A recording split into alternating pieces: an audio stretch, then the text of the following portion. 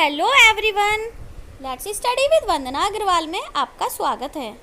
तो दोस्तों, आज मैं आपके लिए लेकर आई हूँ एक बहुत ही ज़रूरी सूचना वाला वीडियो। इसमें हम बात करेंगे आधारशिला शिविर और ध्यान आकर्षण शिविर के बारे में।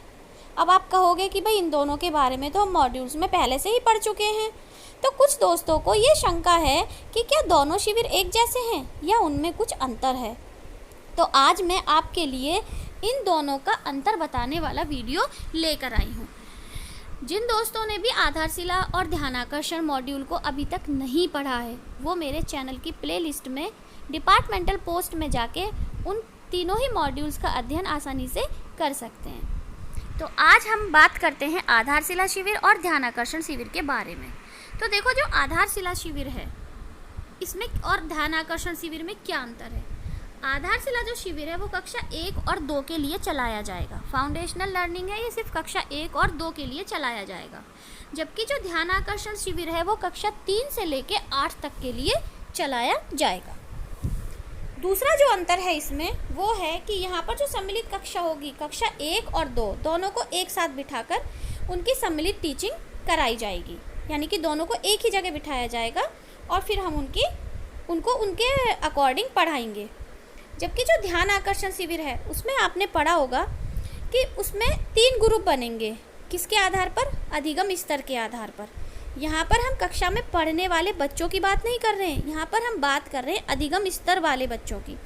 यानी कि जब हम सत्र के प्रारंभ होने पर बच्चों का आरंभिक परीक्षण करेंगे तो उसके आधार पर बच्चों के हमें लर्निंग आउटकम प्राप्त होंगे कि वो किस कक्षा के लर्निंग आउटकम के बारे में जानते हैं। तो जिन बच्चों को कक्षा 1 से लेकर 3 तक के लर्निंग आउटकम्स की जानकारी होगी उनको हम एक जगह बिठाएंगे। जिनका अधिगम स्तर कक्षा 4 और 5 के स्तर का होगा उनको हम दूसरी क्लास में बिठाएंगे, यानी कि एक दूसरे ग्रुप में बिठाएंगे। और जिनका अधिगम स्तर कक्षा 6 और 7 के स्तर का होगा उनके लिए हम एक तीसरे ग्रुप का निर्माण करेंगे। तो हम इस तरीके से 3 समूह में बनाकर टीचिंग करेंगे। तो यहाँ पर जो कक्षा 1 और 3 है इसमें कंफ्यूज मत होना। कक्षा 1 और 2 के लिए हम यहाँ पर शिविर चलाएंगे, लेकिन ये 1 और 3 वाले बच्चों का मतलब है कि जिनका अधिगम स्तर कक्षा 1 से लेकर 3 तक का है, चाहे वो किसी भी कक्षा में पढ़ते हों। क्योंकि हमने देखा है ना, हमारी कक्षा में कुछ बच्चे ऐसे होते हैं कि जो होते तो कक्षा 5 में हैं, लेकिन जो उनकी मूलभूत लर्निंग है, जो उनके लर्निंग आउटकम्स की प्राप्ति है, वो कक्षा 2 के स्तर की होती है या कक्षा 3 के स्तर की होती है, और कभी कभी तो कक्षा 1 के स्तर की ही होती है। तो हम उनके अधिगम स्तर के आधार पर उनको उसी क्लास में बिठाकर, यानी उसी ग्रुप में बिठाकर टीचिंग करेंगे। नेक्स्ट जो अंतर है वो है कि यहाँ पर जो चलेंगे वो 2 पीरियड चलेंगे। इसके लिए 2 पीरियड चलाए जाएंगे, जिसमें एक होगा भाषा के लिए और दूसरा होगा गणित के लिए। ये दैनिक स्तर पे चलाए जाएंगे और इनका जो समय होगा वो 90 मिनट्स का होगा। यानी कि 90 मिनट हम भाषा पढ़ाएंगे और 90 मिनट हम उन्हें गणित पढ़ाएंगे दैनिक स्तर पे। और इसमें यानी कि ये 2 पीरियड्स चलेंगे।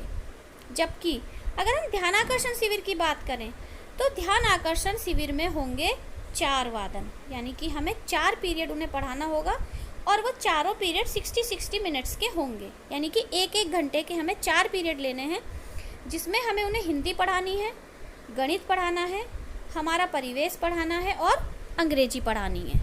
तो यहीं पर हम उनको इन 4 पीरियड्स में हम इन 4 सब्जेक्ट्स को उनको पढ़ाएंगे 60 मिनट्स में। किस आधार पर? दैनिक आधार पे। अब हम बात करते हैं साप्ताहिक समय सारणी की।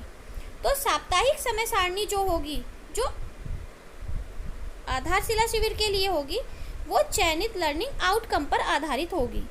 यानी कि जो आधारशिला शिविर की जो हमारी टीचिंग है वो लर्निंग आउटकम के बेस पर की जाएगी। यानी कि हम एक लर्निंग आउटकम का चयन कर लेंगे और उसी के आधार पे बच्चों को पढ़ाएंगे।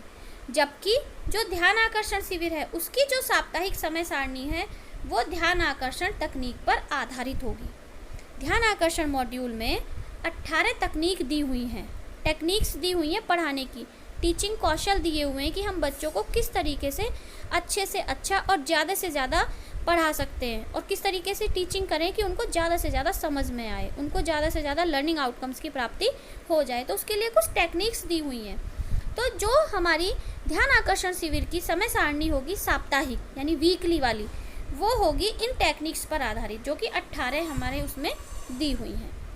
तो ये कुछ ऐसे अंतर थे जो इन दोनों शिविर के बीच में हैं कि आधारशिला शिविर में क्या होगा और ध्यान आकर्षण शिविर में क्या होगा।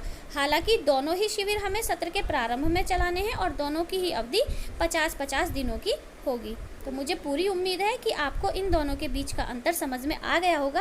और अगर आपको वीडियो पसंद आए तो कृपया इसे लाइक कर दें और ज़्यादा से ज़्यादा अपने साथियों के साथ इसे शेयर करें और चैनल को सब्सक्राइब कर लें, ताकि मेरे और भी जो मैं वीडियो यहाँ पर पोस्ट करूँगी वो आपको सबसे पहले मिल जाए। धन्यवाद।